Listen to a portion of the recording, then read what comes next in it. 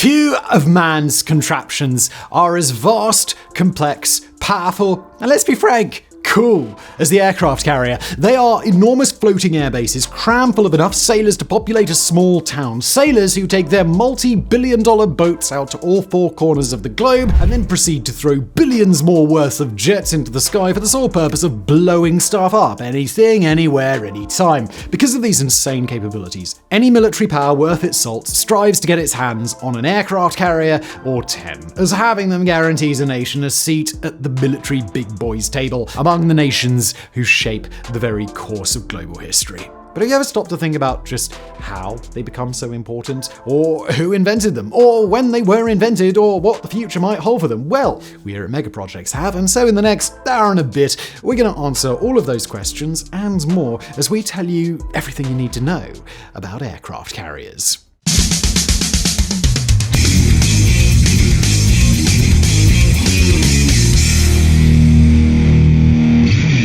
Are you feeling overwhelmed with the idea of creating your own website? Well, fear not, because this video is sponsored by Squarespace. Squarespace is the all-in-one website platform for entrepreneurs like you to stand out and succeed online. Whether you're just starting out or managing a growing band, Squarespace makes it easy to create a beautiful website, engage with your audience, and sell anything from products to content to time, all on your own terms. Now let's talk about some of the amazing features Squarespace offers that help you turn your website into a success. With Squarespace Blueprint AI and SEO tools, starting a website is a breeze. You can choose from professionally curated layouts and styling options tailored to your brand, plus integrated SEO tools ensure that you get discovered fast by your target audience. Another one of the features, Squarespace Courses, is perfect for those who want to sell their knowledge online. You're able to create and sell your own online course easily. From uploading videos to customizing the course layout with the powerful Fluid Engine editor, Squarespace has truly made it easy to turn your knowledge into income. And let's not forget about the flexible payment options. With Squarespace, you can make checkout seamless for your customers,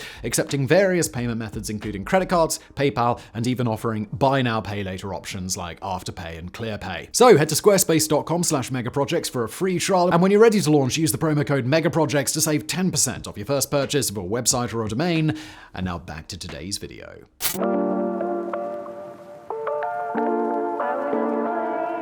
Normally, right at the beginning of an Everything You Need to Know video's first chapter, we would head way back in time to talk about age-old pioneers before their time who dreamt of the machine in question, long before it was even on the horizon of viability. Due to the way these things tend to fall, it nearly always is either ancient China or Leonardo da Vinci. But today, for aircraft carriers, there aren't really any such cases to discuss, as the idea of a big massive boat that could send flying machines off on their merry way simply didn't seem to be on the mind of classical wrinkle brains. Perhaps it was simply too far beyond their cultural zeitgeist's perception of technology to even be a consideration. But whatever the reason, it leaves us with a much more immediate origin for the aircraft carrier. One day, big-brained boffins looked at boats and thought, wouldn't it be mad if we could fly stuff off of that thing?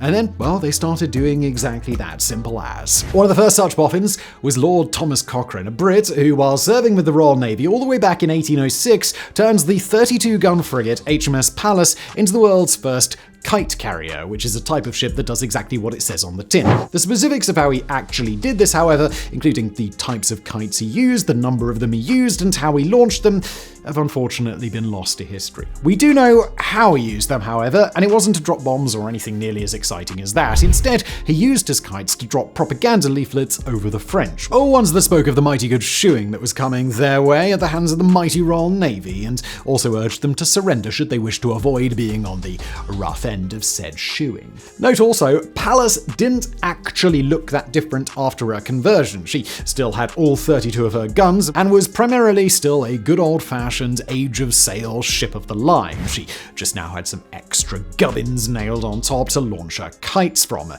detail we thought we'd mention because the term kite carrier has obvious similarities to aircraft carrier, and we didn't want you to get an image in your head of a highly specialized and dedicated vessel like the latter such term naturally conjures. As far as carriers went, that that was it for a while. It wouldn't be until the mid-19th century that a new type of carrier was developed, the balloon carrier, which also did exactly what it said on the tin. The first such ship is currently believed to be the Austro-Hungarian HMS Volcano, a military paddle steamer that carried out both the first ever aggressive use of balloons in warfare and the first ever bombing of a city with ship-launched aircraft in 1849, when it launched up to 200 paper-hot air balloons, each carrying a 30-pound bomb over Venice. For context, this is about the same massive explosive as comes out of the business end of a modern towed artillery piece, so the bombing was no toe-dipping token gesture here. But while pioneering, that effort may have been successful, it was not, as the great nemesis of all early aviation reared its ugly head to disrupt proceedings, a slight breeze blowing in the wrong direction. Disaster would probably be the correct word to describe what happened next, as the balloons catastrophically missed the city, with a grand total of one of them actually landing anywhere near Venice's metropolitan area. Worse still, many of the balloons ended up being picked up by a gust of winds and were so off-kilter that it brought them back over Austro-Hungarian lines. This happened to so many of them, in fact, that more bombs ended up detonating just against the Volcano, never mind the rest of the Austro-Hungarian forces, than in Venice. But while the first balloon carrier operation may have been a complete disaster, it did not deter the martial minds of the time. They recognized the enormous potential of a ship that could park up outside of a city and rain down bombs upon it, and they were determined to make that idea work. Such a prospect was simply too handy to not further explore. And so, inspired by the Volcano, they put their minds to getting it right. The United States was one of the many countries to put in this effort, and as a result, come the American Civil War, balloon carriers had become a fully developed and exploitable part of their doctrine. This saw them used by both sides, with an example from the Union Army being the USS George Washington Parke Curtis, which was converted from a civilian coal barge into a dedicated balloon carrier with storage for balloons, a gas reservoir from which she could fill them, accommodations for its crew, and nothing else. No engine to push it about, she was left as a barge to be towed around, and no guns barring the pistols on her officers' hips. Notably, however, unlike the Austro-Hungarians before them, the Unionists did not attempt to use their balloons aggressively. Theirs were purely for intelligence gathering and reconnaissance. They scouted Confederate positions, particularly during the Peninsula Campaign, and that was about it. They never dropped a single bomb. As for the Confederates, an example of one of their balloon carriers would be the CSS Teaser. Like the Parke Curtis, she started out life as a civilian tug, specifically in the York River, before being requisitioned and commissioned into military service. Unlike her Union counterpart, however, she was no unarmed tug, as she had an engine and sported 2 big cannons for good measure. She was also not an offensive vessel, not with her balloons anyway, which were intended for intelligence gathering and reconnaissance just like those of the Parke Curtis. Her cannons, however, often let rip, as despite them being intended as a defensive measure, she was often pushed into frontline combat when the situation got particularly bad, as happened at the Battle of Hampton Roads, where she took out a sufficient quantity of Union coastal batteries as to be formally awarded a thanks by the Confederate Congressional Congress. When the dust was settling following the Civil War, this left the newly reunified US Navy with a burning dilemma. What approach was best for balloon carriers? Did they want the dedicated sort as fielded by the Unionists, or the do-it-all variety that the Confederates favored? This dilemma ended up being one most navies of the period contended with, and as the century continued on, the Union style ended up winning. And speaking of the century continuing on, let's now jump ahead a few decades to the early 20th century, because frankly, well, not much happened in the later 19th. Navies further tinkered with balloon carriers here and there and built a few more of them from time to time, but that was really about it. Nothing major happened. Come the early 20th century, balloon carriers had outgrown their modest origins as small paddle steamers, river barges, and tugs, and become more substantial, sort of more normal for military ships as you would imagine them. Most of them were still converted from civilian ships, however, with a prime example being the British HMS Argus, which was converted from a merchant ship of the same name. Take a look at her side by side with the Parke Curtis now, and you can see what we mean about the evolution. She was a proper, ocean-capable, substantial ship. Note, however, despite their ever-growing sophistication, balloon carriers were still a bit niche, with only 10 commissioned examples combined, with the navies of Italy, the UK, France, Germany, Sweden, and Russia all having them during World War I. They also still weren't used in an offensive role and carried on performing intelligence gathering and reconnaissance duties, but with the extra new roles of artillery spotting and propaganda distribution. All in all, these carriers deployed 2 different types of balloons: free balloons and captive balloons, both of which served their own distinct purpose. Free balloons, as the name suggests, were not tethered and instead were just let loose to do their thing. This made them all but useless as reconnaissance craft, because how the hell were you meant to get it back to ask the fella dangling in the basket underneath what he saw? But they were excellent in the propaganda dropping role, able to drop leaflets in very large, broad areas. As for captive balloons, the clue's also in the name. They were tethered to the ground, held captive, and flourished in the intelligence gathering and artillery spotting roles, providing a stable platform that could be positioned at varying altitudes to perfectly observe enemy ship movements and direct fire with unprecedented accuracy. So significant were they, in fact, that they necessitated the creation of specialized defense mechanisms to combat them, such as the so-called balloon busters. These were naval pilots and ship gunners tasked specifically with bringing down the balloons. Despite their utility, however, balloon carriers were obsolete before World War I had even come to a close, because during the conflict, a whole other sort of proto-carrier was rising to the fore: the seaplane carrier, also known as the seaplane tender. The fixed-wing aircraft they could launch were faster, more flexible, and easier to control than their gas-filled forerunners, and so switching over to them was a no-brainer for any military worth its salt. As a result of this, come the end of World War I, most balloon carriers had either been hastily converted into seaplane carriers, mothballed and forgotten about, or just scrapped outright, their era simply having come to an end. This transition was predicated upon the invention of the seaplane itself, which was done in March 1910 by Frenchman Henri Fabre, who took off from the waters of Etang de Berre and into the skies above it in the Fabre Hydravion. This was a pretty crude thing, to say the least. It was capable of barely 55 miles per hour, flew for only 500 meters, and crashed a little while later, but that mattered not. The technology had been proven viable, and thus the clock was now ticking on the invention of a ship capable of carrying such aircraft. The clock didn't tick for long, either, as in December 1911, only 21 months after Fabre's first flight, the French Navy introduced the La Foudre. She started out life as a torpedo boat tender, a mothership of sorts for nippy little torpedo boats, before she was called to meet her true destiny. She was then fitted with a crane to allow her to dump her seaplanes into the drink and recover them again once they'd finished doing their thing. And of course, she had a whopping great hold to stick them in between flights. Doing it that way was just a tad clunky, however, and so she was later fitted with a 32-foot-long flat deck in 1913, off of which planes could take off in significantly quicker order than previously, although do note here they only took off. 10 meters was in no way long enough for them to land, and so they still had to be recovered the old-fashioned way. No stress though, the contemporary powers that be reasoned, it was the takeoff bit that had to be brisk. Planes needed to get in formation without wasting too much fuel, and people could be shooting at you, both things that made getting into the air quickly big and clever, but landing, take your time, no stress. All of this work made sure that the seaplane carriers proved a hit. Compared to balloon carriers, which, as we have seen, always remained rather niche, navies the world over went mad for the seaplane carrier, and here's a few more examples just to get you better acquainted. From Germany, there was the HMS Oswald, which was converted from a merchant shipping vessel of the same name. Italy had the RM Giuseppe Miraglio, which it converted from a ferry. From Japan, there was the Wakamiya, which was converted from a Russian freighter that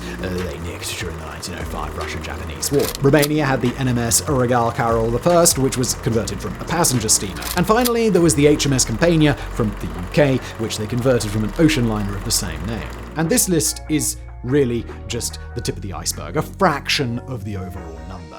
All in all, many, many dozens were in service throughout the war, and to give you an idea of just how many, the UK alone had 17. Naturally, since seaplane carriers really proved to be worth the hype, designers the world over were soon thinking about what could be next. This led to small little flight decks, big enough that allowed an aircraft to take off but not land, being added to conventional warships, as happened to the American USS Pennsylvania in 1911, just to give you one example, and the creation of the so-called split-deck carriers, such as the British HMS Furious, which was commissioned in 1917 and had landing platforms at both the bow and stern that were just about long enough for the slow aircraft of the day to land on. This brought mankind to within a whisker's width of true carriers. So now, to see the final leap, let's bring this chapter to a close and move on.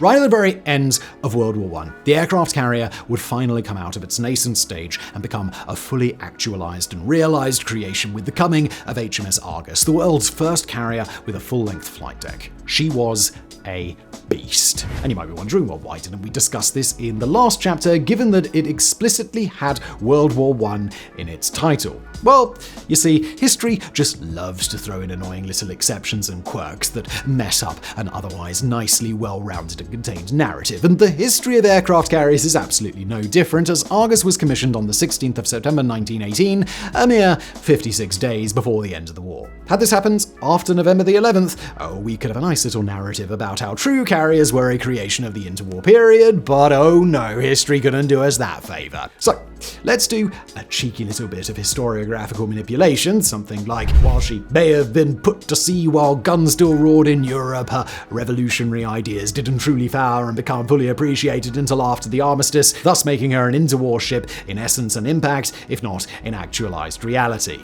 There we go. Done it. So, let's dive properly into Argus and see what she was all about. Perhaps befittingly, given the prevalence of conversions amongst the early proto-carriers we discussed in the last chapter, Argus was herself converted too, with her starting out life as the Conte Rosso, an Italian ocean liner that was laid down at William Beardmore Shipyard in Scotland back in 1914. Then, just as she was mid-construction, a Serbian bloke shot an Austrian fella in Sarajevo, and the ruckus that unfolded as a result was World War I, and, well, finishing civilian ships wasn't exactly a pressing priority, leaving the half-finished Conte Rosso to sit gathering dust in dry dock. For the Royal Navy, however, that presented a cracking opportunity, as they had been after an excuse to take the split-deck carrier concept and further refine it to its logical conclusion with a full-length deck.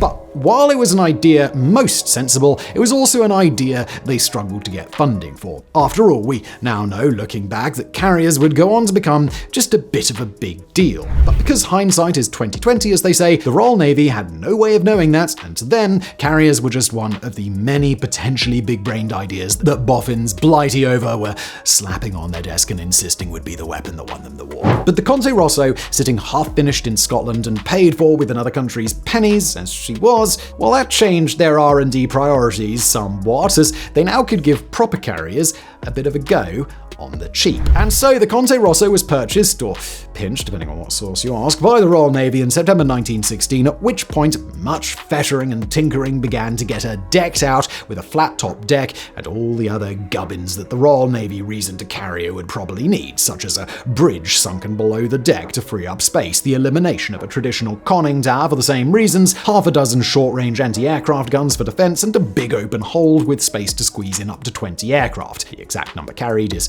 something else that changes depending on which source you ask. Following this, she was launched in December 1917 and finally commissioned and given the name Argus the following year, as we discussed earlier. She was a hit from the offset. Her full-length flight deck meant that she could get normal aircraft, i.e. not seaplanes, which were inherently lighter, more streamlined, and faster as a result, into and out of the air quicker than any old seaplane carrier could ever hope to do. She wasn't perfect, however, as the first of anything rarely is, and so she did require some modifications after she was put to sea, which were chiefly intended to make her more stable, as she was quite top-heavy. All in all, though, the job was very much a good one, and accordingly, the rest of the interwar period is defined by two things that followed in her wake. Every nation are wanting to get some sort of Argus for themselves, and then are refining them to really nail carriers and get them right. As for that initial run on carriers immediately after the Argus, examples include, from the UK, HMS Eagle, which was converted from a Chilean Amarante Lator-class battleship and commissioned in 1924, as well as HMS Hermes,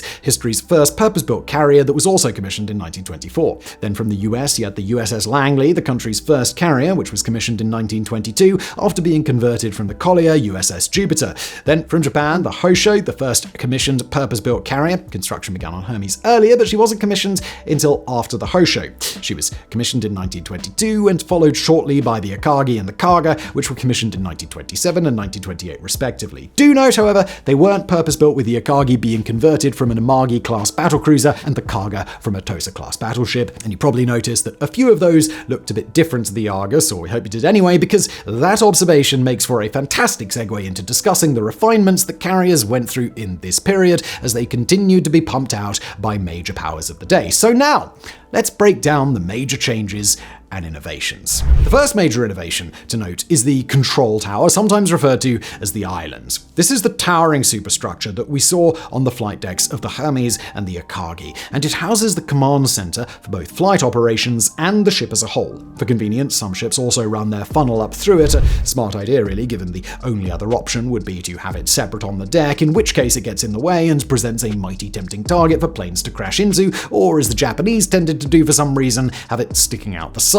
And given the fact that smoke and steam rise, you can probably guess why that wasn't the brightest idea. And speaking of things getting in the way, control towers were immediately mounted to the side of their ship for obvious reasons. It kind of defeats the whole flatted topped carry idea if one was to plonk a whopping great lump of steel in the middle of the flight deck. The first ship to use such a control tower was Hermes, and thus, interestingly, it is from her that we get the iconic carrier silhouette that springs to mind when one imagines them. Also coming into vogue around this time was arresting gear, a mechanical system designed to quickly stop an aircraft as it lands on the carrier deck. It primarily consists of steel cables stretched across the deck, which are hooked by an arresting hook attached to the landing aircraft. The system absorbs the kinetic energy of the aircraft, bringing it to a stop quickly, but in a usually safe and controlled manner. As an invention, arresting gear actually significantly predates the interwar period, being invented by Hugh Robertson all the way back in 1909 and was first used by Eugene Ely during his first landing on a ship, specifically the USS Pennsylvania on the 18th of January 1911. These systems were pretty crude things, usually just consisting of cables that were run through pulleys and fastened to large dead weights. But their crudity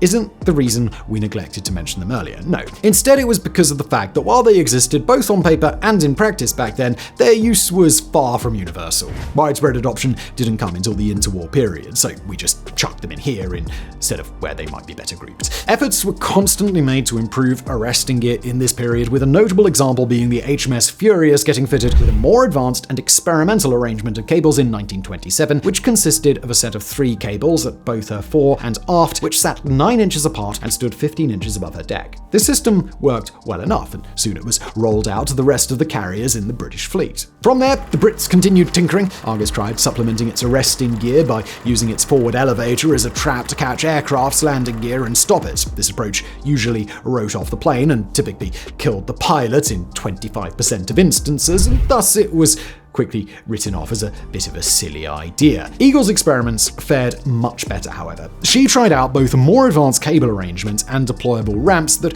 could be used to bring a lumbering aircraft to a final halt if it looked like it was going to crawl off the end of the deck and end up in the drink. A similar process occurred the world over, but we won't stress too much about that wider picture, so long as you are aware that arresting gear became a near universal thing in the interwar period and have a vague awareness of how the system worked and the attempts to improve and tinker with it, well, all is well, that's all you need. So now that we have that outline of early interwar carrier technological development out of the way, let's move on and look at something else that had a huge say in how carrier design progressed as the interwar years rolled on: the Washington Naval Treaty. Formalized in 1922 as the end product of the 1921 through 1922 Washington Naval Conference, the treaty was aimed at curtailing the naval arms race that was seen as being a major cause of the outbreak of World War I by willingly agreeing to rein in naval construction. It was signed by the US, the UK, Japan, France, and Italy. Under its terms, total tonnage limits were imposed on the navies of the participating countries, which included caps on both battleships and carriers. This was a significant development, as it recognized carriers as capital ships for the first time, putting them on par with battleships in terms of strategic importance. The tonnage limitations for aircraft carriers were set at 135,000 tons for both the US and Britain, 81,000 tons for Japan, and 60,000 tons each for France and Italy. These allocations were intended to reflect the power of each of the nations in the contemporary global hegemon. A basic enough idea of, well, we aren't at war right now, so if things just stay exactly as they are right now, there'll be no Great War II. Right? In addition, an individual unit displacement limit of 27,000 tons was set for new carriers, a provision which was intended to prevent the more blessed signatories from blowing their overall limits on just 1 or 2 monster carriers that would prove rather difficult to sink. Another provision of the treaty allowed for the conversion of existing ship hulls into carriers, subject to the overall tonnage limits. This clause was particularly advantageous for the US and the UK, which both had several battle cruisers under construction that could no longer be completed as originally planned due to the treaty's limitations on numbers and tonnage. Consequently, ships like the American battle cruisers USS Lexington and Saratoga were transformed mid-construction into carriers. Similarly, the British took this opportunity to convert ships such as the HMS Furious, Courageous, and Glorious into aircraft carriers. From the signing of the treaty up until the start of World War II, pretty much all carriers produced by those signatory nations would abide by its terms, thus sparking a generation of so-called treaty carriers, as some historians dub them, ships designed to be small and get maximum bang for their buck to make full use of the displacement of the treaty. So, let's have a look at some of them. Examples from the US include the USS Ranger, the first US Navy ship designed as a carrier from the keel up. She was commissioned in 1934 and had a displacement of approximately 14,500 tons. There's the USS Yorktown from 1937 with a displacement of about 19,800 tons, and also the USS Enterprise, the sister ship to the Yorktown, which was commissioned in 1937 and had a displacement of around 19,800 tons. Japan had the Soryu, which was commissioned in 1937 and had a displacement of 15,900 tons. For the UK, its treaty carriers consisted of examples such as the HMS Ark Royal, which was commissioned in 1938 and displaced around 22,000 tons, and HMS Illustrious, which was commissioned in 1939 and displaced around 23,000 tons. And note, for all of the aforementioned countries, what we've just shown you isn't an all-encompassing list, as they all built significantly more than we have time to show you today. It's just a quick overview to give you a bit of an idea. To reinforce this, note further that come the start of World War II, Japan had 10 proper carriers, and the US and the UK both had 8 apiece. The same can't be said of France, however, which built just a single carrier in the interwar years. This was the Björn, which was converted from an incomplete Normandy-class battleship and commissioned in 1927 and displaced just over 22,000 tons. As for Italy,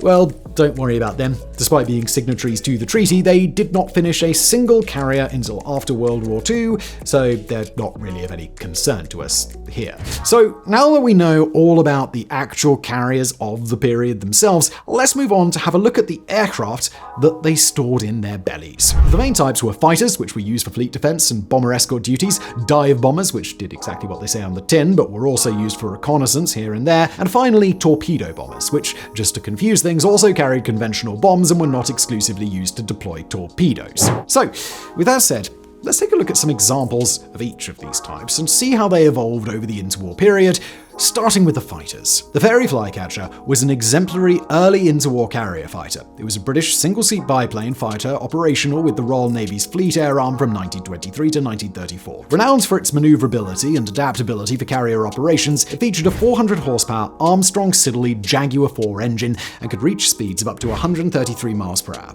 Armed with two 303-inch Vickers machine guns and able to carry a modest complement of 80 pounds in bombs, just to stay flexible in its role, it served on carriers such as Argus and Eagle. To make it suitable for carrier operations specifically, and naval operations much more generally, its design included arrestor hooks and an interchangeable undercarriage for wheeled or float operations. It was also, as most aircraft were in those days, built using high tensile fabric stretched over welded steel tubes that provided the actual shape, so-called fabric-covered construction. Another example would be the American Boeing FB-5 Hawk. First taken to the skies on the 29th of April 1923 and entering service with the Navy the following year, it too was a fabric-covered design and was powered by a 520-horsepower Packard 2A 1500 engine that gave it a top speed of 159 miles per hour. Its teeth came from either a dual 30-cal Browning M1919 arrangement or one of those being supplanted by a single 50-cal M2 Browning machine gun. An adaptation of the conventional Boeing Model 15, the FB-5 had a few specific modifications to make it suitable for carrier service, including a reinforced landing gear,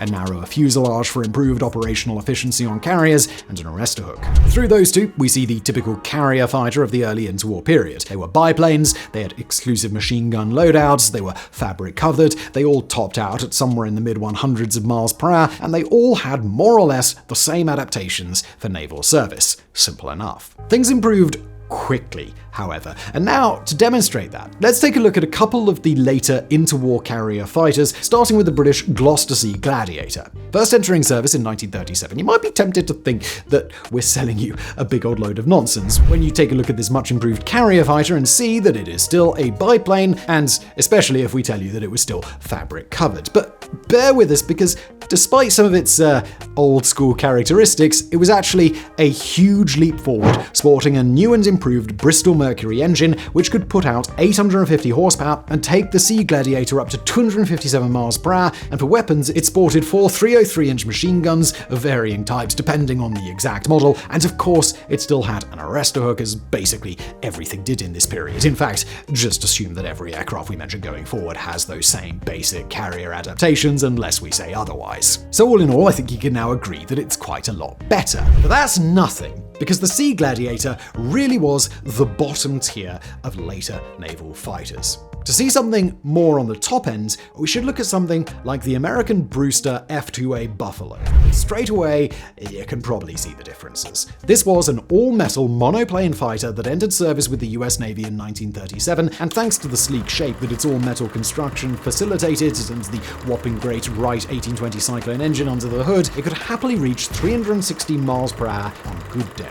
As for firepower, that came in the form of 4 50 cal machine guns of differing types. And now, having seen both the Sea Gladiator and the Buffalo, you can gain a full appreciation of just how much naval aviation has improved in such a short amount of time. There was only 14 years between the new and old aircraft we discussed. 14 years. Nowadays, you're lucky to even get a new variation of a pre-existing naval jet in that time frame. But back then, speed had near tripled, firepower had more or less doubled, and a swath of brand new cutting-edge manufacturing techniques had come in. It really was an unparalleled period of innovation, and the pace is only going to pick up as our story passes through World War II and into the Cold War. We'll get to them in good time though. For now, since we have a decent grasp of how the carrier's mainstay aircraft, the fighter, evolved over the interwar period, let's now move on to have a look at the evolution of torpedo bombers. The British Blackburn Dart is a great example for us. Conceived as a successor to the aging Sopwith Cuckoo and entering service in 1923, it was a single-seat biplane that was powered by a Napier Lion 2B piston engine that produced 450 horsepower, which enabled it to achieve a maximum speed of 107 miles per hour. For its time, it was quite the high-tech bit of kit, as it came with revolutionary features to better facilitate its use on carriers, such as folding wings for carrier storage and a robust undercarriage to withstand the rigors of short, hard deck landings. Its firepower came from either the whopping great Mark 8 torpedo with a 750-pound warhead, or 2 520-pound bombs that it could carry on hardpoints under its fuselage, and for good measure, it also had a single forward-firing 303-inch Vickers gun for self-defense. On account of the lack of ships to blow up in its time, its service was quite the mundane affair, with the notable point being carrying out the first ever successful nighttime carrier landing aboard the HMS Furious in 1926, but that's about it. It was eventually pulled from service in 1933 as it quickly found itself obsolete in the face of ever newer aircraft such as the Japanese Nakajima B-5N. Introduced in 1937, the B-5N was powered by a Nakajima Sake 11 piston engine that produced 1,000 horsepower and afforded it a maximum speed of 235 miles per hour, a service ceiling of 27,000 feet, and a range of up to 1,237 miles. In terms of weapons, it typically carried 2 7.7mm Type 97 machine guns in the wings, a Type 92 of the same caliber in the back on the defensive turret mount, and either a very decent Type 91 torpedo packing a 518-pound warhead, or just under 2,500 pounds of bombs strapped underneath it. Further to this, it was also a monoplane, obviously, and had an all-metal monocoque construction, both of which made it sleeker, hardier, and contributed to its cracking performance figures. Through comparing those two, we can say that in just 14 years, the torpedo bomber's speed had more than doubled, its weapon count had doubled, or tripled, depending on if you count turret guns, their bomb load had more than doubled, and they had all in all become significantly more refined and sophisticated machines. Please do note, however, that these figures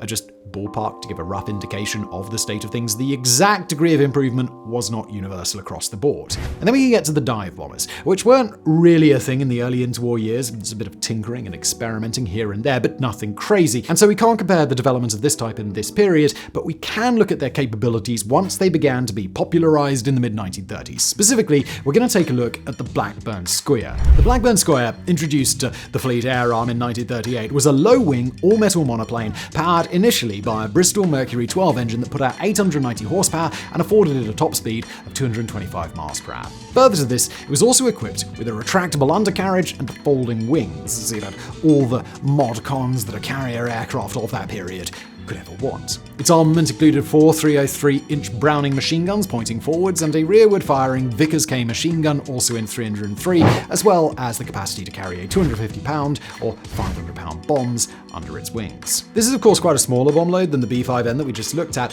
but that was by design, as dive bombers were typically tuned to be able to launch 1 or 2 bombs that could be placed accurately, rather than a bigger complement of bombs that it could just drop vaguely wherever. You see, dive bombers of the day required air brakes, both to slow them down enough in a dive to make sure the pilot had time to accurately aim their bombs, and to be able to actually pull out of said dive when the bombs had been let loose, and air brakes, well, they took up a lot of space under the wing where a plane would normally mount extra bombs. As a result, dive bombers were typically massively restricted on their payload. There was an absolute plethora of different carrier dive bombers in the late period, such as the American Vought SB-2U Vindicator and the Japanese HED-3A, both from 1937. They were all in the same vague ballpark as the Skua, so just use that for your rough mental image and you get the idea. Alright, so now that we've done aircraft, at least for the rest of this chapter, let's now zoom in on a few notable carriers of the period, which are worth knowing about in more detail, starting with the HMS Illustrious, who we met in passing earlier. She was commissioned in May 1940, but was laid down in April 1937, so for our purpose, she still counts as interwar.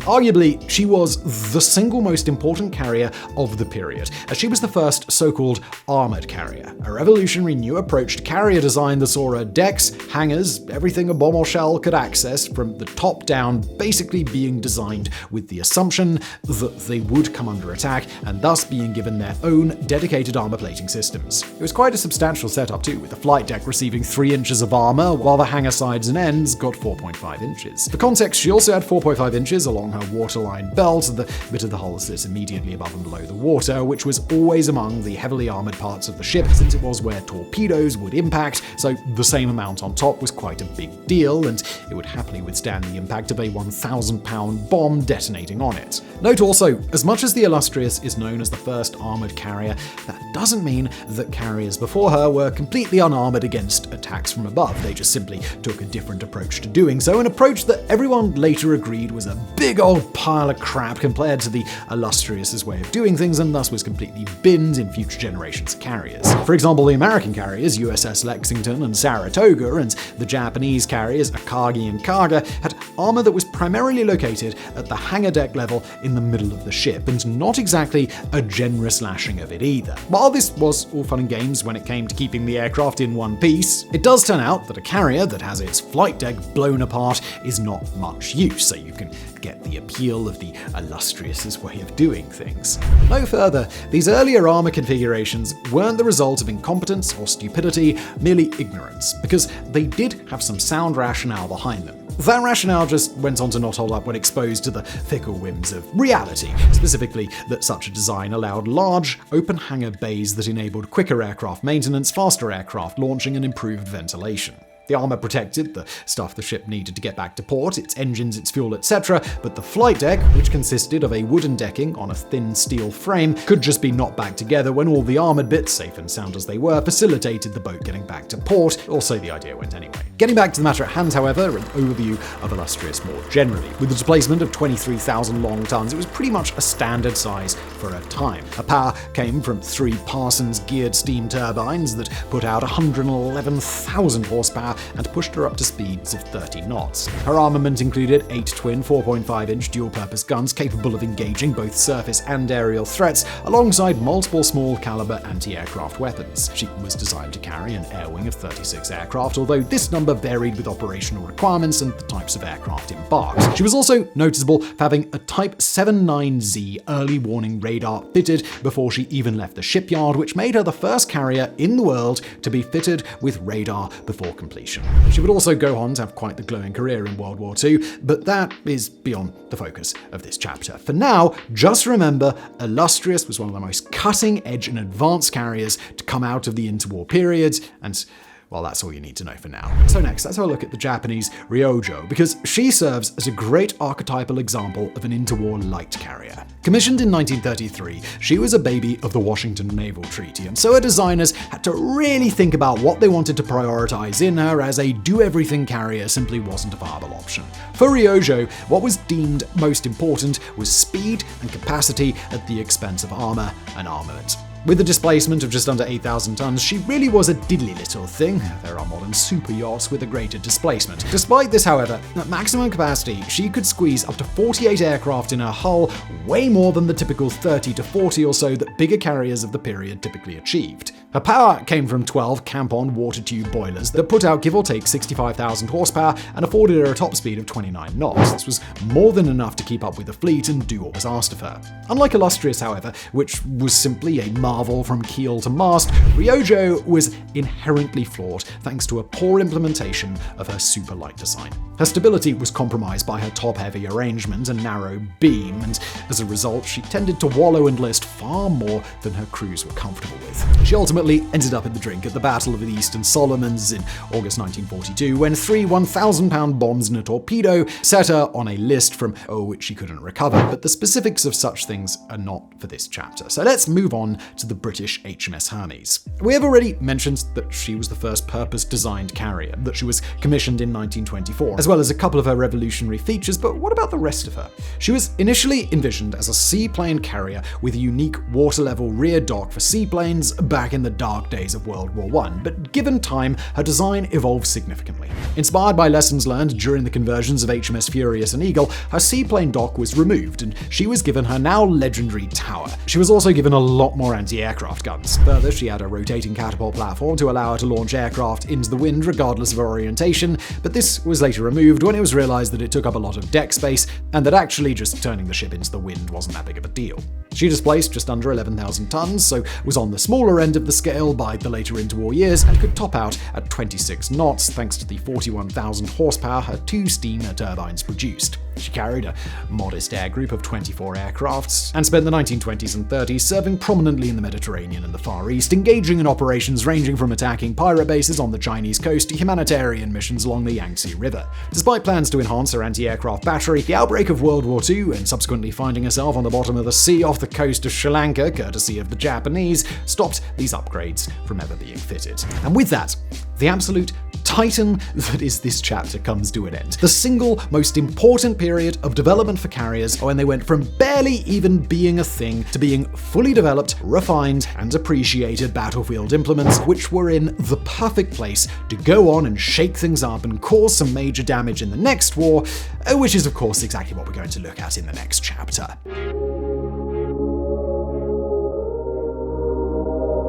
Let's begin this chapter by getting innovations out of the way, because actually there isn't that much to discuss here. We typically like to think of World War II as a time in which, as a slight silver lining to the very dark cloud that loomed over humanity, technology rocketed ahead, typically thanks to examples such as commercial air travel, space travel, computers, radar, ballistic missiles, all of which were pioneered during the conflict. That is typically a perfectly warranted perspective. Carriers, however, are an exception to that rule. Chiefly, this is because they simply took too long to produce. If a smart guy had a brainwave about a whiz-bang new way to improve carriers, that idea was years away from being incorporated into a newly commissioned ship. Considering this, imagine you were a military planner in that period, responsible for fiscally planning out defense resources when the existence of your civilization was at stake. And let's imagine you were budgeting for new carriers. Would you A, bet all on black with the aforementioned big and darty new idea, which if it goes wrong could, well, be the bugger-up that handed the keys of the kingdom to the enemy due to the immense cost and resources consumed by the potentially bungled project, or B,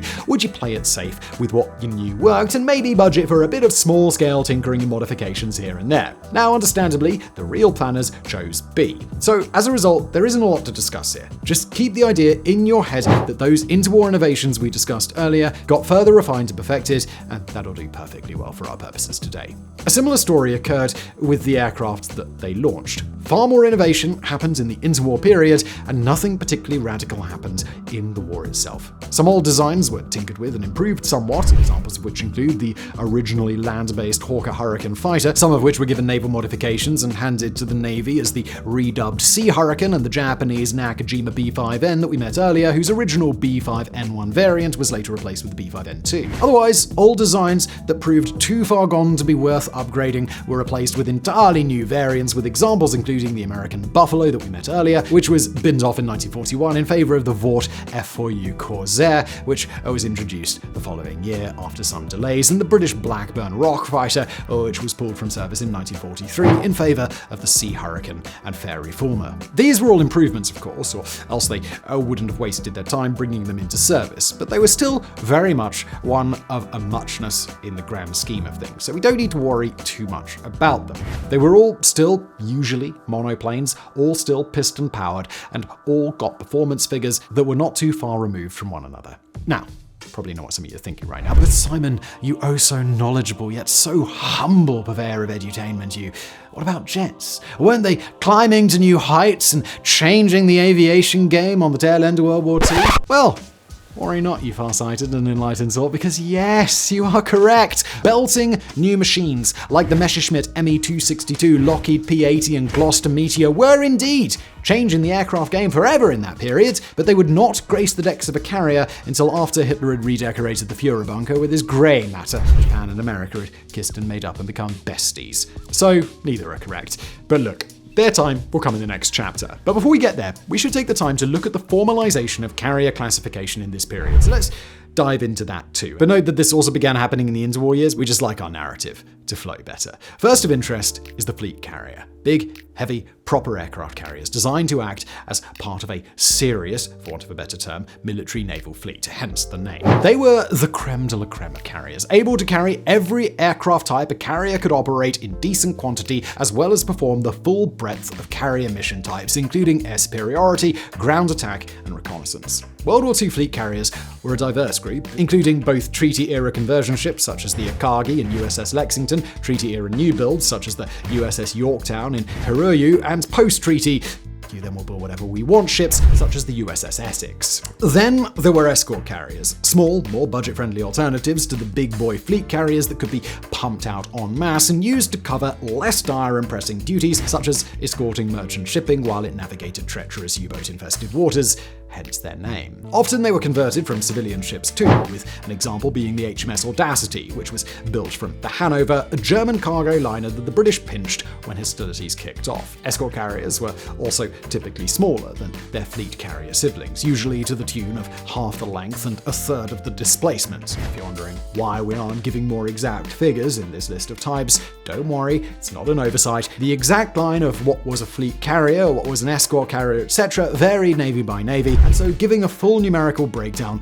would leave us sat here spewing out numbers till the sun went down. So just keep these general type approximations in mind, it's more than adequate for our purposes. Escort carriers were also the most numerous carrier type of the war by quite the considerable margin. To give you an idea, of the 143 carriers the US built during the war, 122 of them were escort carriers, with the most numerous types being the Casablanca class, followed by the Bogue class, of which 50 and 45 were built respectively.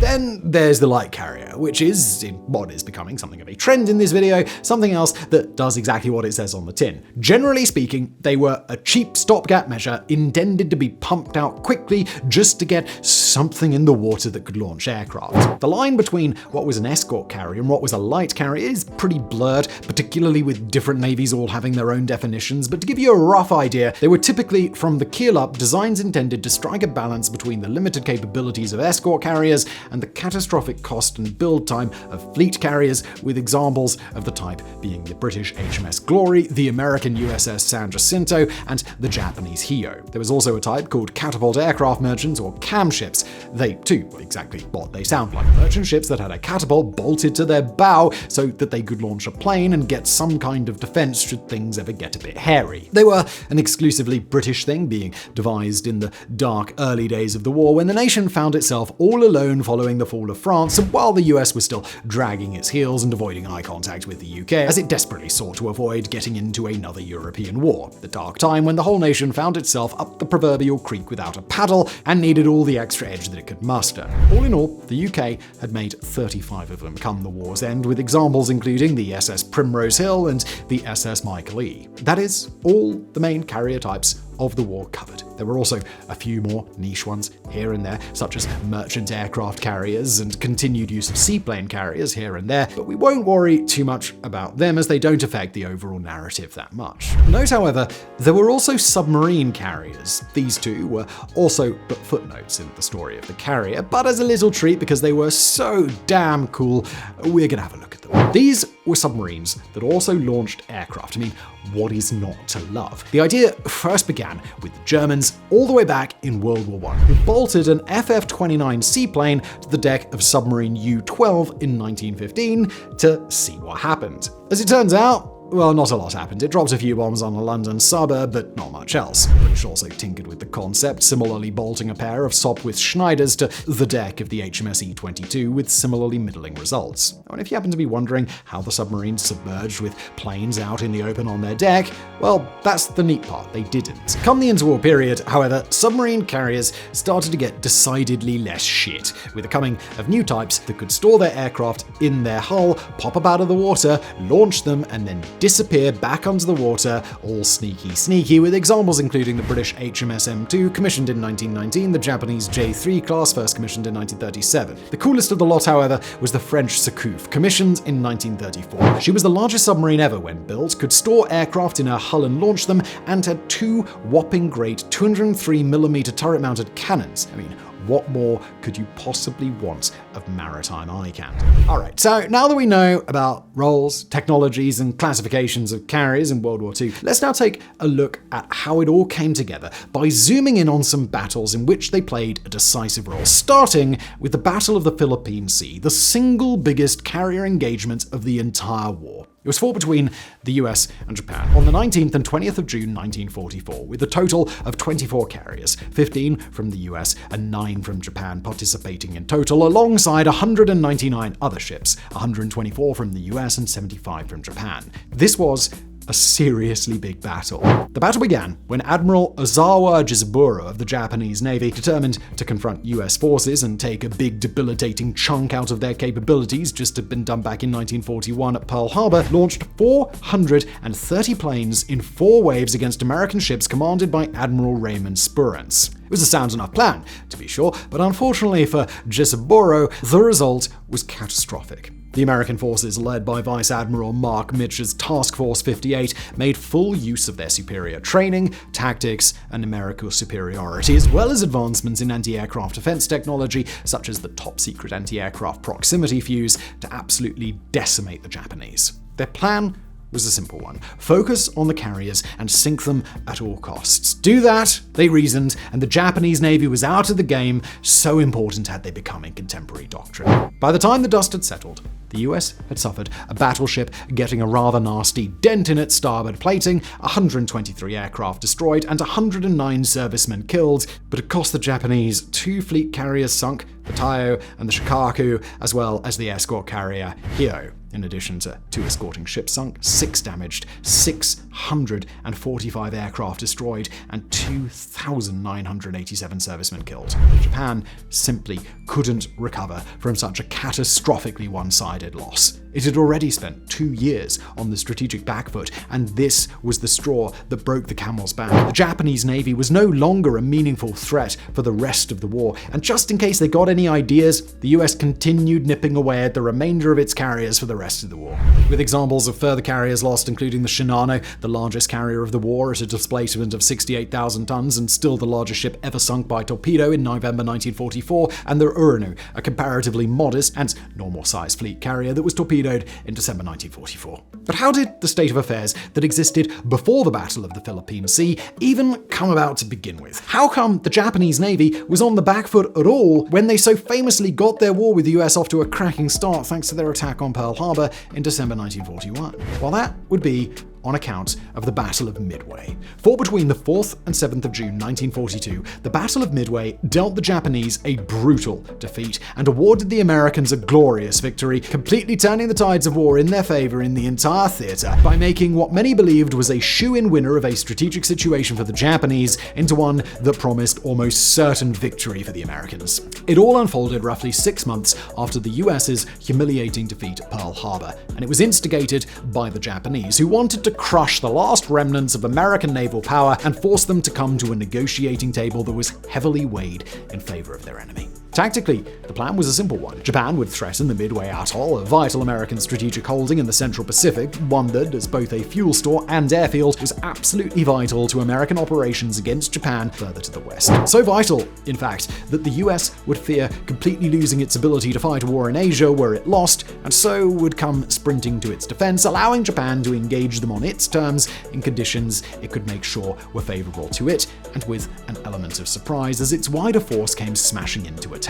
Then, a good shooing would follow, the US would be functionally out of the war, and Japan would be able to carry on with its East Asian empire building unmolested. Given the fact that Midway Atoll is, to use the technical term, right in the middle of fucking nowhere, carriers were vital in the battle for both sides. For its part, Japan spared no effort, and amidst its large task force were 4 of its largest carriers: Akagi, Kaga, Soryu, and Hiryu. And America, still somewhat reeling from Pearl Harbor, had to send whatever the hell it was able to scrape together, which ended up being 3 carriers: the USS Yorktown, Enterprise, and Hornet. And that was just the carriers, of course. Both sides also fielded a significant supporting fleet. Unfortunately for the Japanese, while Pearl Harbor had left the Americans with a bloody nose, and they appeared to be at a disadvantage both strategically and in terms of numbers, they had a little something up their sleeve that helped them to level the playing field. They had broken Japan's codes and were fully aware of when and where the attack was coming, as well as how Japan was planning on fighting. As a result, the US positioned its carriers in ambush positions to the northeast, and when the Japanese attacked and were fully committed, they pounced. The pounce came on the morning of the 4th of June. Just as the Japanese were making good progress on leathering Midway Atoll's military installations, the US fleet appeared on the horizon, and in a series of daring and coordinated attacks, dive bombers from the Enterprise and Yorktown, led by now legendary pilots such as Lieutenant Commander Wade McCluskey and Lieutenant Richard Best, dived on the Japanese planes once they had tucked back into their fleet to refuel and rearm. This was right where they were most vulnerable. Akagi, Kaga, and Soryu were quickly hit and set ablaze. They were out of the fight in mere minutes. Hiryu, the sole remaining carrier, launched a counterattack that severely damaged and ultimately sunk the Yorktown, but it too was discovered and sunk later that day. The loss of 4 carriers was a crippling blow to the Japanese war effort. In practical terms, with the stresses and demands of the war on the Japanese economy, in addition to the obscene amount of time they took to manufacture, even at the best of times, these carriers simply could not be replaced. That was just the ships, as down with them went over 3,000 of Japan's best men, its best sailors, its best mechanics, and its best pilots, many of whom had over 5 years of combat experience under their belt courtesy of the Sino-Japanese War. They would be even harder to replace than the ships. In contrast, the US Navy, despite losing Yorktown, was able to quickly replace its losses, building a further 17 fleet carriers before the Japanese surrender. And that brings us to the end of World War II, a time in which the carrier was now the undisputed king of the waves. So now, let's bring this chapter to a close and move on to have a look at what came next.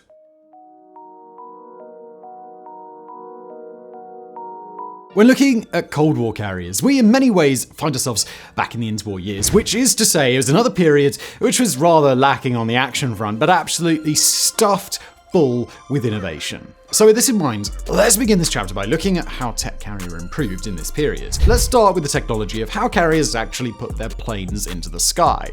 Chief up to this point, it had been done using one of 2 ways. Firstly, through having a flight deck long enough to allow them to get airborne, or through steam or hydraulic powered catapults, which as words tend to when it comes to carrier terminology, did exactly what they say on the tin, grabbing hold of an aircraft and catapulting it up to speed faster than it could do on its own. But in the Cold War jet age, such a duology couldn't go go on any longer. The long flight deck and dumping the throttle method literally wouldn't work anymore, as jets typically take longer to build up speed and therefore get in the air than their piston-powered forerunners, and thus a flight deck long enough to do so would be totally unviable, lest the length of carriers just get stupid. As for the catapult method, this was becoming figuratively unviable to some navies because the catapults themselves were just so damn expensive. And so, with penny pinching in mind, the search was on for a new way to get aircraft into the air, and a solution was found in the form of the ski jump. But what is a ski jump in the context of aircraft carriers? Well, to put it in simple terms, a ski jump on a carrier is exactly the same as the kind you'd find on your alpine holidays, a big ramp that you go down at speed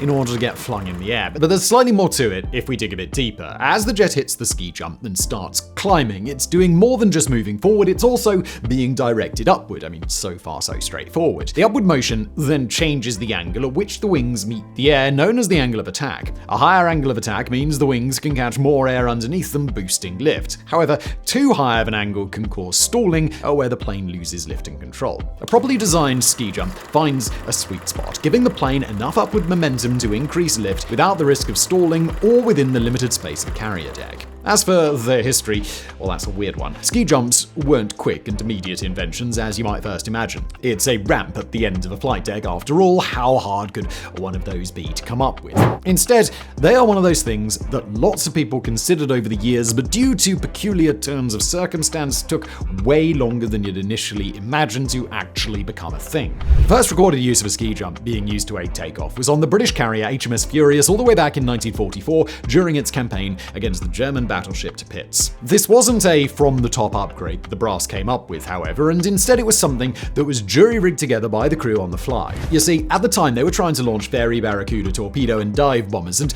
because Tirpitz was a bit of a unit, they wanted them leaving the deck with everything that they could stuff on them. The maximum 1,800-pound bomb load and every drop of fuel that their tanks could take. And, well, that was simply not happening with a flat deck. The men on the ship started gathering steel from within the ship's belly, which was then welded together on the deck, and voila, a ramp, which they reasoned would be surely enough to get the heavily laden Barracudas into the air.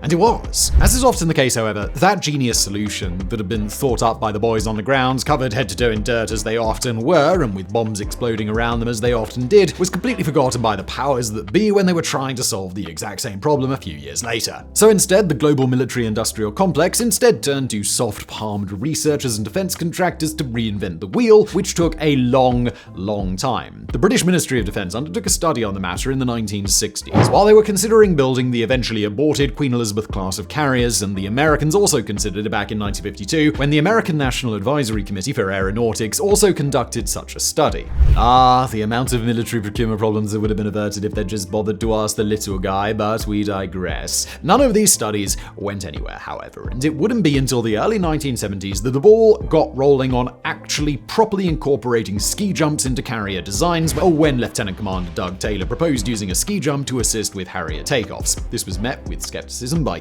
many of the powers that be of the time, but it secured just enough interest to be put to the test at the Royal Aircraft Establishment's testing ground in Bedford, England. They started off small at first, with a gently inclined ramp at the very bottom end of Taylor's estimations, lest something go disastrously wrong, and the Harrier they were using and to test in a fireball beside the runway. But crucially, it worked, and with further refinements with computer-assisted design, it worked even better. Then all that was left to do was put what they'd learned into practice and actually incorporate it into a carrier, which they did with the Invincible class of light aircraft carriers that they made the same decade, which included a modest 7-degree angle to begin with, and they were later given a more optimized 12-degree angle. All in all, this was a great success, and the ski jump went on to be a much celebrated, cost-effective method for launching aircraft without the need for both complex and expensive catapult systems, and it remains in use to this very day on ships from Russia's Admiral Kuznetsov to Italy's Garibaldi and China's Liaoning. Another major Cold War innovation was angled flight decks. Originally, as you have probably noticed by now thanks to the vast amount of pictures we've shown,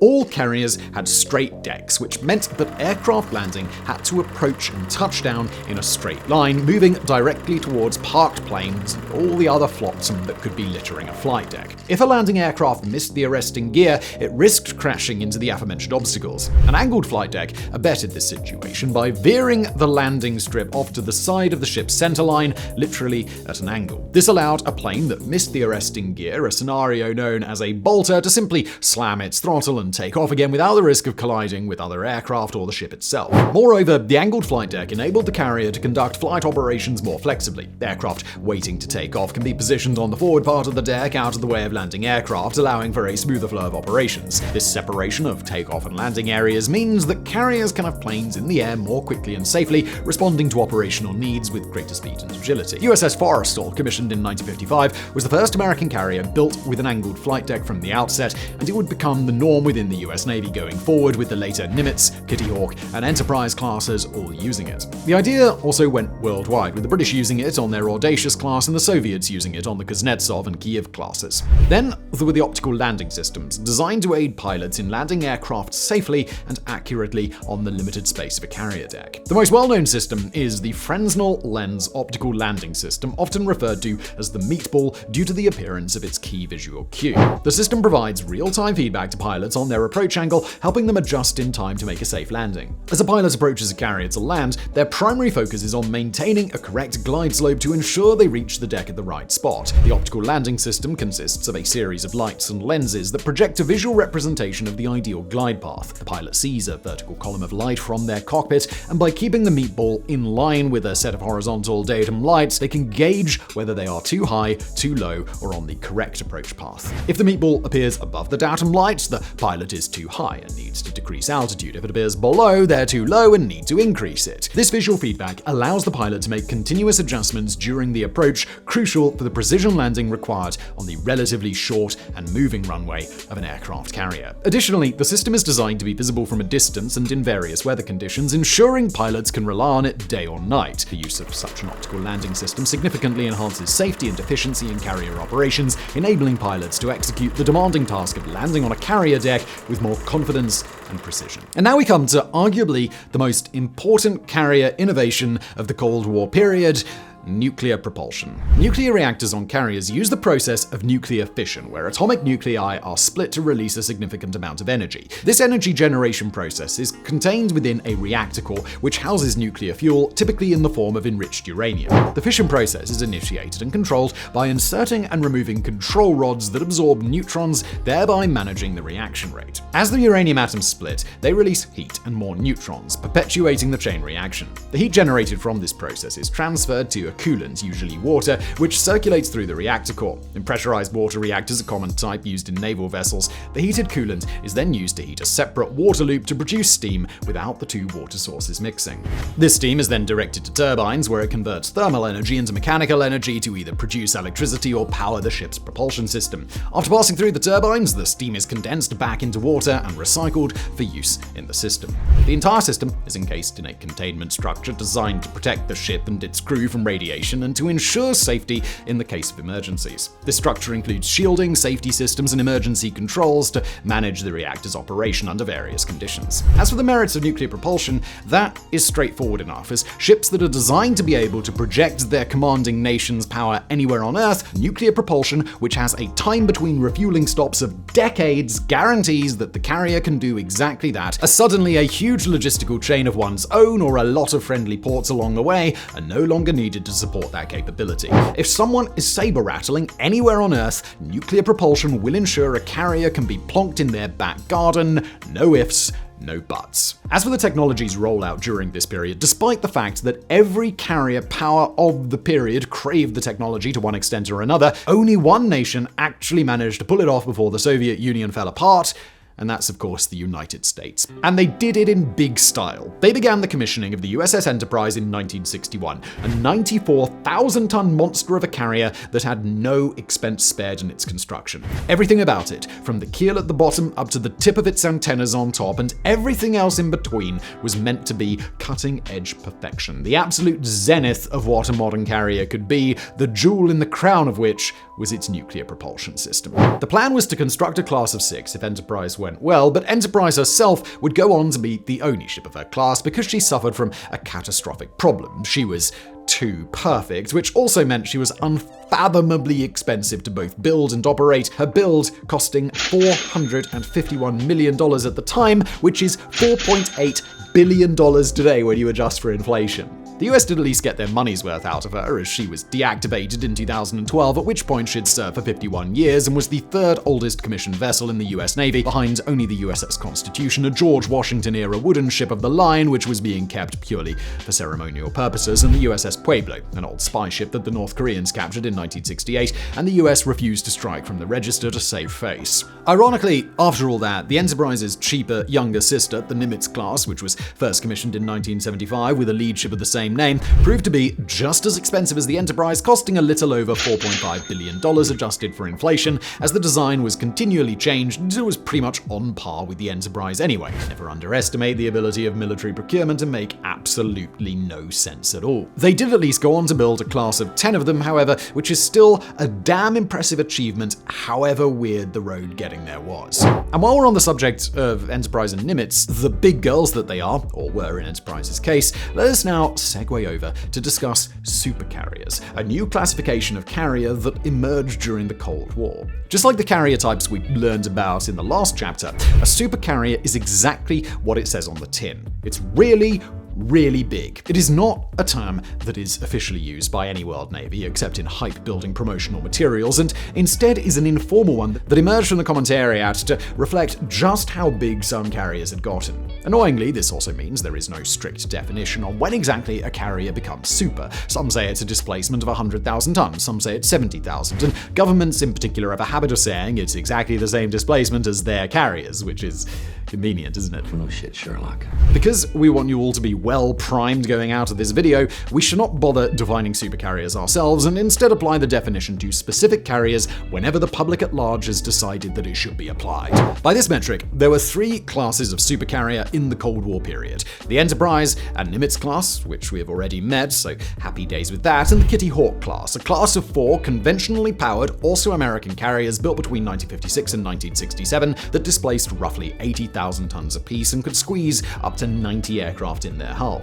To gain an idea of what more typical carriers of the Cold War period were like, as no one else operated supercarriers, consider the following: the 37,000-ton Audacious class and 22,000-ton Invincible class, both British types, which were first commissioned in 1951 and 1980 and carried around 40 and 20 aircrafts respectively, as well as the French Clemenceau class, a pair of 32,000-ton carriers that could carry up to 40 aircraft, and of course, all of these were conventionally powered. Otherwise, they also had perfectly up-to-date equipment, barring the Invincible class, which abandoned catapults in favor of ski jumps after the design process that we discussed earlier on. As for the Soviets, they had 2 classes of carrier, the first of which was the 45,000-ton Kiev class, of which 4 were built between 1970 and 1987. Although they were small by US standards and conventionally powered, as every carrier that wasn't the Enterprise or Nimitz class in this period was, they otherwise had the full shebang of up-to-date gear that we discussed at the start of this chapter, and they could squeeze up to 30 aircraft inside. It was also an aircraft cruiser, strictly speaking, thanks to the missiles and guns that adorned its bow. Next for the Soviets came the Kuznetsov class, their final class of carriers before they collapsed. They managed to complete one of them before the end, commissioning the namesake ship in 1990, while the second ship, the Varyag, was half finished by the end, and it was left to rot in a Ukrainian shipyard,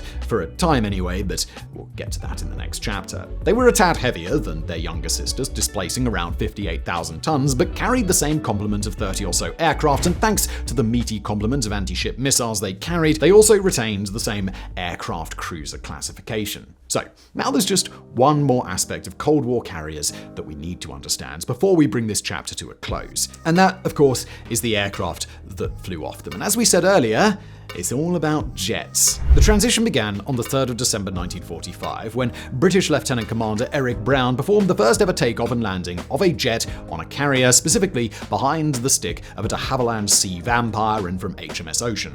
From there, it was on, and everyone wanted their carriers brimming with jet fighters. A plethora of different designs would be produced, with the aforementioned Sea Vampire being just one example. There were also ones such as the American McDonnell FH Phantom and other British designs such as the Hawker Seahawk. But despite their specific naval adaptations, tailhooks, strengthened airframes for repeated catapult launching and the like, their performance was very much on par with other early jets, all typically maxing out somewhere in the 500 to 600 mile per hour range and being equipped with a range of big machine guns or small cannons with the odd cheeky rocket or bomb here and there there for good measure. As the years went on, they would give way to more advanced designs, such as the American F-14 and the Soviet MiG-29K, which were introduced in the 1970s and 80s respectively. These sorts were in a whole other league compared to their 1950s forerunners, able to fly supersonic, with both of our examples specifically able to hit the Mach 2 kind of area, as well as stuffed full of advanced avionics and radar systems, and sporting an arsenal of high-range, deadly, precise, guided missiles, in addition to big meaty cannons for when things got up close and personal.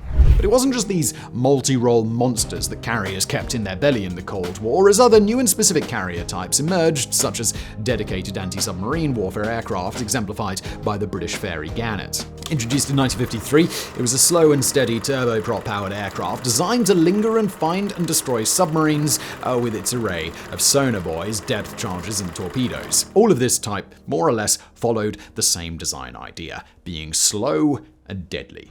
There were also airborne early warning aircraft such as the American Northrop Grumman E-2 from 1964, and other slow and steady turboprop-powered aircraft. These types were intended to be the eyes of a carrier, an extension of its surface-based radar systems, able to use their powered radar to monitor and track targets at long range, be they missiles coming in to ruin the carrier's day, or enemy ships that the carrier's captain wanted sunk.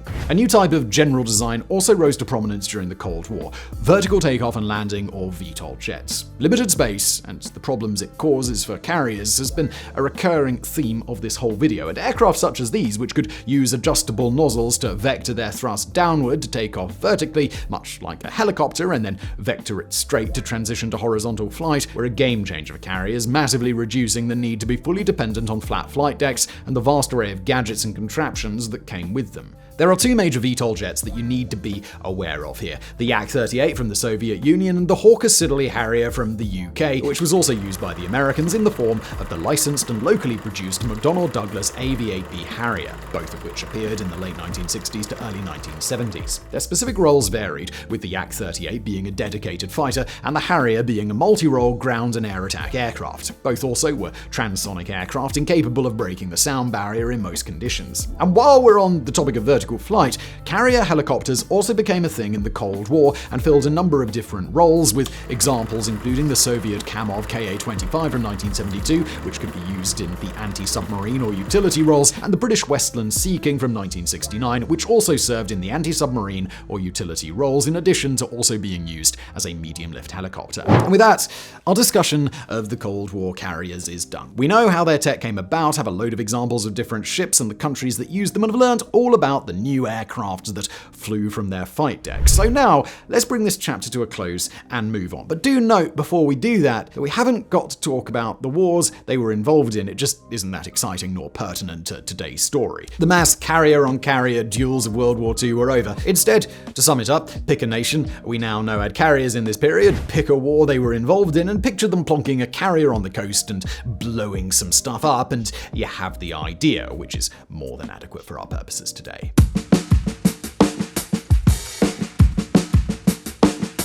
Carrier technology hasn't changed too much since the close of the Cold War, and by and large, the state of affairs we learned about in the last chapter stands true today. Nuclear-powered supercarriers are still the daddy, but they are expensive and ungodly difficult to build, and so many navies still use smaller or conventionally powered carriers instead. We know the deal. For this reason, and because this video is already getting extremely long, we won't stress too much about technological innovations here, with one exception: the electromagnetic Aircraft Launch System, or EMALS, which is a new technology which does actually look like it's shaping up to be a bit of a big deal, and thus is worth taking the time to get our heads around. EMALS was originally developed by General Atomics for the United States Navy, and is intended to be an update to the traditional steam catapult systems used to launch aircraft from carriers of old. EMALS employs a linear induction motor rather than steam pistons, which offers a smoother acceleration during launch, and thus reduces stress on aircraft airframes. As a bonus, the system is also lighter, less maintenance intensive, and cheaper than its steam forerunners, although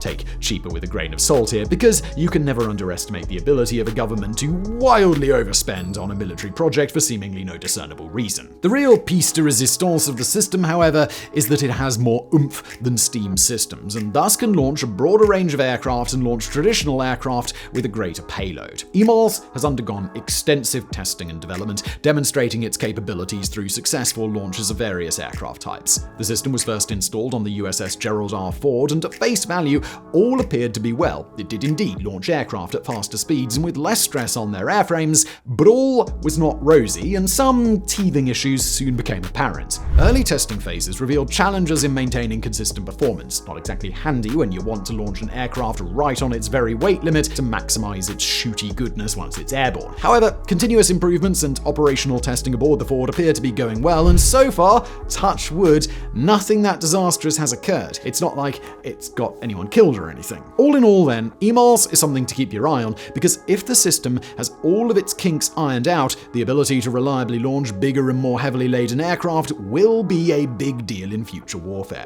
So then, now that we've washed our hands of the technology bit of this chapter, let's now take time to review the carrier fleets of modern navies. In this chapter, more than any previously, this is something that is very important to have a detailed understanding of, as these ships don't just affect what is in your history book, but what you will see on the news as you eat your cornflakes in the morning. So with that in mind, let's take more of a X country has Y ships approach rather than the highlights approach that we've taken thus far, starting with the still undisputed king of the carrier, the United States. Do note, however, in the name of expediency, we'll focus just on ships that launch fixed-wing aircraft and won't stress about helicopter carriers and things like that. The US Navy currently operates two classes of carrier, the Nimitz, which we met in the first chapter, and the Gerald R. Ford, which we met just moments ago. Since we haven't gone into either type in depth yet, let's take a quick look at them now. The Nimitz class was first commissioned in 1975 with a lead ship of the same name. They were the king of the Cold War era, being among the largest, most heavily equipped, but most important of all, numerous supercarrier class of the period, with 10 in total being built, with construction winding up in 2006. They all displace around 100,000 tons when fully loaded, carry an air wing of around 90 aircraft, and remain the cornerstone of American naval power for now. And, well, from our lead into this discussion, you can probably guess what's going to replace them. It's the Gerald R. Ford class. The Nimitz is still a god on the waves, but that isn't good enough for the US Navy, which always seeks to remain at the head of the pack and thus continues to push the envelope further. The class, first commissioned in 2017, displaces about the same as the Nimitz and carries around the same number of aircraft, but comes packed with the latest and greatest technology to enhance sortie rates, reduce crew requirements through automation, and increase survivability. So far, one, the USS Gerald R. Ford, has been built, with two more, the USS John F. Kennedy and Enterprise, currently being under construction. The plan is to build 10 of them, with the idea being to scrap one Nimitz for every Ford that comes online, but as this is the US defense industry we're talking about here, no doubt there will be all manner of bugger-ups along the way to complicate that nice plan. However construction comes along, the class is planned to have a 50-year service life, so it's almost certainly going to be occupying the headlines for a fair bit yet. So now that we've done the US, let's move on to the new kid on the carrier block, China. The eagle-sensed among you all might have noticed that we have yet to mention China a single time in this video, and that was because there was nothing to talk about. China literally had not even a single carrier, not even a hatchet job, or even a financially draining ego project. That all changed with the commissioning of the Type 001 Liaoning in 2012. She started life as the conventionally powered and uncompleted Soviet carrier Varyag before China bought her from Ukraine, and finished it as a deployable training aid so that their industry could get their head around carrier construction. Today she serves primarily as a training platform for China's sailors, but remains combat ready and able to be pushed out to sea with only minimal notice, stocked with a healthy complement of 24 J-15 fighters and a dozen or so helicopters for good measure. She displaces around 50,000 tons. She was followed up by the Type 002 Shandong, which in practical terms is another Liaoning built from the keel up. The idea being that China had gotten itself a huge leg up with its earlier work on the Liaoning, but having then found itself walking, should break into a nice steady jog before it started running and thinking about anything like a supercarrier. This one was commissioned in 2017 and carries more or less the same configuration and complement as her younger sister, despite her being referred to as a new class. Then it was time for China to break from its jog and start sprinting, which it did with the Type 033 Fujian, a proper big boy supercarrier. She launched in 2022 and is currently undergoing sea trials before being commissioned, which is expected to happen later this year. She is conventionally powered, but otherwise appears to have all of the capabilities of the US supercarriers. 3 electromagnetic EMARS catapults, a complement of 80 to 90 aircraft depending on who you ask, and all the radar and defensive systems that you could ever hope for. Next for China will come the Type 004. Proceedings here are still in their very early stages, so there isn't much we can say with certainty, but it appears as though, with the Type 004, China hopes to fully match the capabilities of the US supercarriers. A displacement of 110,000 tons appears to be the aim, as well as nuclear propulsion and all the other full supercarrier goodness that comes along with that. More interestingly still, although this is very much unconfirmed, so do take it with a pinch of salt, China views this type as the final stage of its carrier development and thus plans to commission several of them to truly match the US's capabilities. Interesting stuff if it does turn out to be true. Now let's look at the Italians, as they currently operate two conventionally powered carriers, the Cavour and the Giuseppe Garibaldi. The Cavour, commissioned in 2008, is the flagship of the Italian Navy and is the larger of the two carriers with a modest displacement of 30,000 tons. She's capable of supporting both fixed-wing aircraft, including the F-35B, of which she can carry 10 on a good day, and 12 helicopters. Her primary role is to provide air support for expeditionary forces, anti-submarine warfare, and to serve as a command and control center for Italian and Allied naval task forces. Currently, there appears to be no plans to either scrap or replace her. As for the Giuseppe Garibaldi, she was commissioned in 1985 and displaces a mere 13,850 tons. She has served various roles throughout her service life, including as a light fleet carrier, anti-submarine warfare ship, and command and control vessel. She fits around 18 aircraft, specifically a combination of AV-8B Harrier IIs and helicopters, although the Italian government seems weirdly cagey about the exact combination thereof. The future's also unclear. Will she be scrapped? Will she be upgraded to carry F-35s, or will she just crack on as the slightly outdated yet perfectly competent weapons platform that she is? Only the future will tell, as Italy seems to be dragging its heels on making such decisions. And now for the UK, which also currently operates two carriers of the Queen Elizabeth class, a titular lead ship, as well as the HMS Prince of Wales. Unlike Italy, however, both of the UK carriers are full-on supercarriers, albeit conventionally powered ones with more of a whiff of the Fujian about them than the Gerald R. Ford. Despite this, however, they are the largest ships ever built for the Royal Navy, both displacing around 72,000 tons, carrying 40 aircraft, mostly F-35s, with a few helicopters sprinkled in, and they form the linchpin of the UK's maritime defence strategy, with Queen Elizabeth specifically serving as the flagship of the whole Navy. The Queen Elizabeth and Prince of Wales, respectively, were commissioned in 2017 and 2019, and have had an interesting service life to say the least. Jingoistic headlines blighty over are eager to windmill about how through these ships Britannia rules the waves once again, but such jingoistic reporting can be deceiving, as both ships seem to have a habit of breaking way more than such newly commissioned ships should do. The most unreliable of the two by far, however, is the Prince of Wales, which has spent around a third of its time commissioned, moored up, and getting fixed for one thing or another. Will the UK manage to sort out these problems, or will the Queen Elizabeth class remain naught but a nostalgic ancestral clawback to past maritime glories? Well, only time will tell. Currently, there are no plans to replace them, and frankly, given the controversy around them, we suspect that raising the matter in a Whitehall meeting would be an excellent way for a junior civil servant to lose their job. And speaking of carriers that spend way too long being fixed, that's a fantastic segue into talking about Russia's only active carrier, the conventionally powered Admiral Kuznetsov.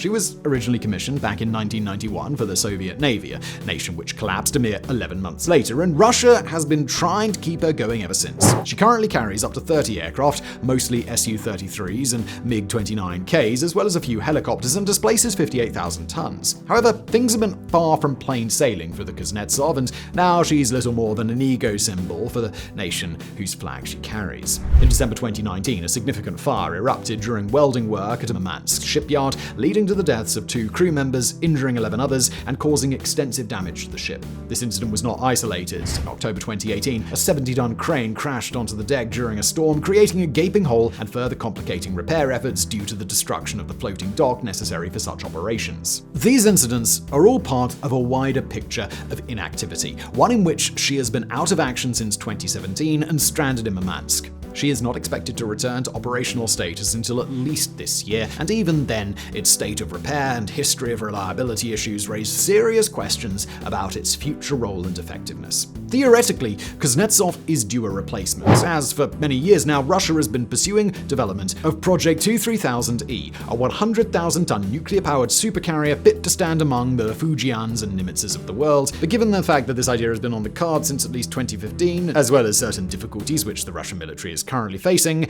we're not really holding our breath for this one. And now on to France, which also has a single carrier, the Charles de Gaulle. She is a modest thing, displacing a little over 40,000 tons, but unlike other contemporary carriers of her size, she's nuclear-powered. She was commissioned in 2001, and unlike the Kuznetsov, she actually, works. She carries a versatile air wing of up to 40 aircraft, primarily consisting of Rafale M fighters and E-2C Hawkeye airborne early warning aircraft, and a few helicopters as well. Her nuclear propulsion grants her an exceptional operational range and endurance, which, given the vast size and array of France's leftover overseas holdings from its colonial period, is certainly big and clever. Given the fact that her radar and defensive systems are also more than adequate by all accounts, it's probably fair to say that she is the single best non-supercarrier currently in service. But despite this, the fact that she is but a single ship brings no pleasure to flag-waving French types and their elected officials in Paris, who often proclaim that the Republic should make expanding its carrier capabilities a top priority. As for what form this will take, well,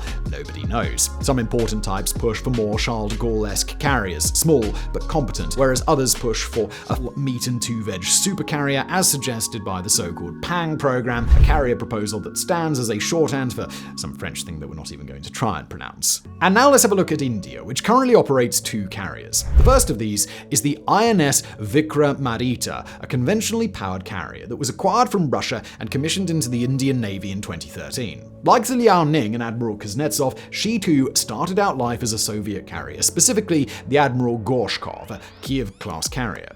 Just like the Liaoning, however, the Vikramaditya underwent significant modernization and overhaul before being commissioned to make sure that she was up to scratch for the 21st century. She currently displaces around 45,000 tons and carries a complement of up to 36 aircraft, most of which are MiG-29Ks with a few extra helicopters. She hasn't done that much, but all in all appears to be a perfectly competent carrier.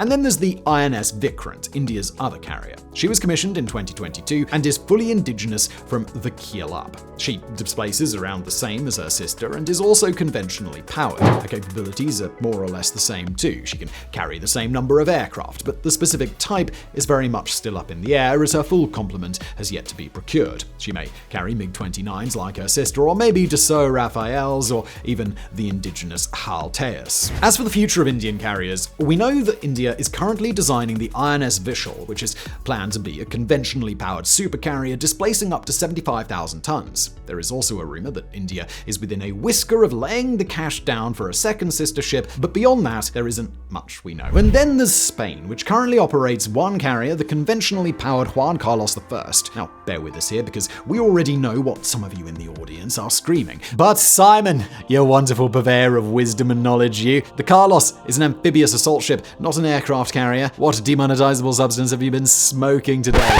Well, relax. It's all good. Remember early on when we said we were just going to count anything that launches fixed-wing aircraft as a carrier to keep things simple? Well, yeah, that's what's important here. Commissioned in 2010, the Carlos displaces 26,000 tons and serves as a versatile platform capable of supporting a variety of military operations, from amphibious assaults all the way to traditional aircraft carrier. It is designed to deploy a mixed air wing, including both fixed-wing aircraft such as the AV-8B Harriers and rotary wing helicopters. She may not be on her own for much longer either, as in June 2020, the Spanish president signed a national defense directive that called for a whole plethora of amazing new bits of military kit, among which was more carriers. Since then, however, no formal progress has been made on actually acquiring one, so watch this space, we guess. And finally, we've got Thailand, which operates a single carrier, the conventionally powered HMS Chakri Narrabet. She isn't exactly a big girl, coming in at an almost cute 11,500 tons displaced, which makes her the smallest operational carrier in the world. Designed based on the Spanish Navy's Principia Asturias back in the 1970s, she was commissioned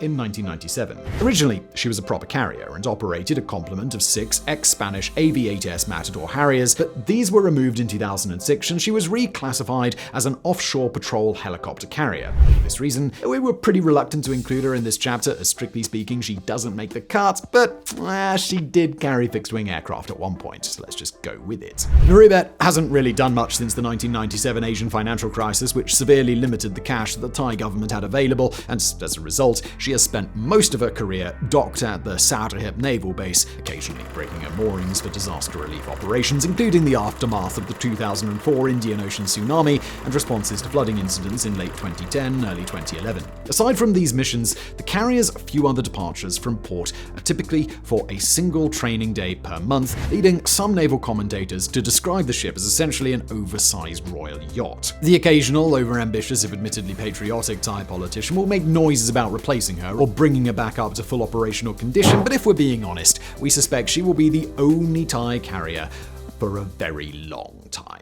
So then, now we have an understanding of the latest whiz-bang tech on the block, as well as a knowledge of the world's carrier fleet as of the time of writing, and a vague idea of where it's heading in the years ahead. So, for our next discussion, let's do something about that word vague and have an in-depth look at what the future may hold for carriers, if indeed they have a future at all. Because shockingly, the commentariat is fiercely divided on that particular matter. On one side of the argument, the proponents of carriers emphasize the same advantages that they have always had and maintain that they will continue to be vital in the military landscape of the future. Their unparalleled power, projection capability, versatility, role in deterrence, and things like that. On the other side, however, critics point to their vulnerability, cost, and the rapid evolution of military technology that may make the otherwise undoubtedly objective benefits of a carrier a moot point. We've covered the whole mobile airbase thing in just a bit of detail thus far, so we won't overly retread that. I mean, you know the deal. Big bloke with planes goes where it wants, launches planes from anywhere, blows stuff up anywhere, blah blah blah. But their role as a deterrent against large-scale hostilities, that's not something that we've covered overly, so let's dive into it. It's a simple enough idea. The mere presence of a carrier or two in a region can influence the strategic calculations of potential adversaries, often without a shot being fired. The idea of a big old bomb being dropped on the head of an otherwise remote and isolated world leader is quite the incentive to rein the saber-rattling in. This capability is vital for upholding international laws and norms, ensuring free navigation in international waters, and responding to geopolitical crises around the globe. To have one's own carriers also allows a smaller nation to better be the master of its own foreign policy. To use France as an example, they've always had a reluctant partnership with the United States. What with the whole leaving NATO, basically never buying American military gear, and refusal to commit its nuclear submarines to the International Nuclear Planning Group's thing, and instead France typically looking to Europe for its closest friends and being able to field its own fully independent carrier force is a majorly convincing card to hold in its deck when trying to sway other European nations to stick us down the middle finger from time to time. As for the arguments the other way, right at the top of the list is the fact that carriers are rather big, which some say makes them mighty tempting targets for the ever more advanced anti-ship weapons that fill modern caches. In particular, it is hypersonic missiles. Missiles that can exceed Mach 5 that have some defense planners ordering bulk packets of browned underpants. Their speed is so blisteringly fast that they are functionally immune to most contemporary air defense systems. Currently, only two nations have them, China and Russia, with an example fielded by the latter being the Kinzhal and from the former, the YJ-21. Not to be outdone, the US is also developing its own, the originally named long-range hypersonic weapon, which it will no doubt also flog to allied nations around the world. Given this then, you'd be forgiven if you started to believe that carriers are beginning to look just a tad bit vulnerable. And cost is another crucial concern. Carriers are the most expensive assets in any military's inventory, not just in terms of initial construction, but also in post-commissioning maintenance, modernization, and operating costs, and all of that in an era of tightening defense budgets. As a result, many argue that investment required to build and sustain a fleet of carriers could better be spent on other defense priorities, such as cyber warfare capabilities or space assets or unmanned systems. A more radical thought still, some argue that nations could slash their carriers and stick the cash into infrastructure and social services, but I mean, perish that thought. To get our heads around just how expensive carriers actually are, let's take a look at some sticker prices. The USS Nimitz, for example, cost about $1 billion when it was commissioned back in 1975. Adjusting for inflation, that would be $4.5 billion today, and the newer Gerald R. Ford class, well, the Congressional Research Service currently has their price tag at around $13.3 billion US dollars. As for other nations' carriers, the Charles de Gaulle cost $3.2 billion US dollars when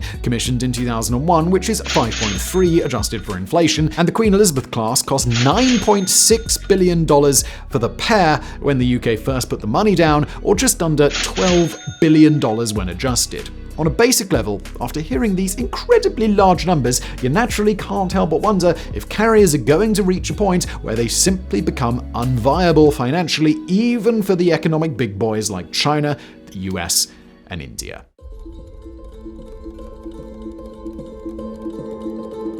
Ultimately, whatever does or doesn't come to pass with carriers in the long term, it seems fair to say that the current state of affairs will stand for a fair old while yet. The people who actually decide what happens, i.e. the politicians responsible for spending your tax money, don't have any intention of slowing down on carrier construction as we've seen. And so, lest there be some kind of cataclysmic maritime disaster that uproots a century plus of reasoning and orthodoxy lurking just around the corner, it stands to reason that we will still be gawking awestruck at these phenomenal vessels for at least the rest of this century, and maybe beyond.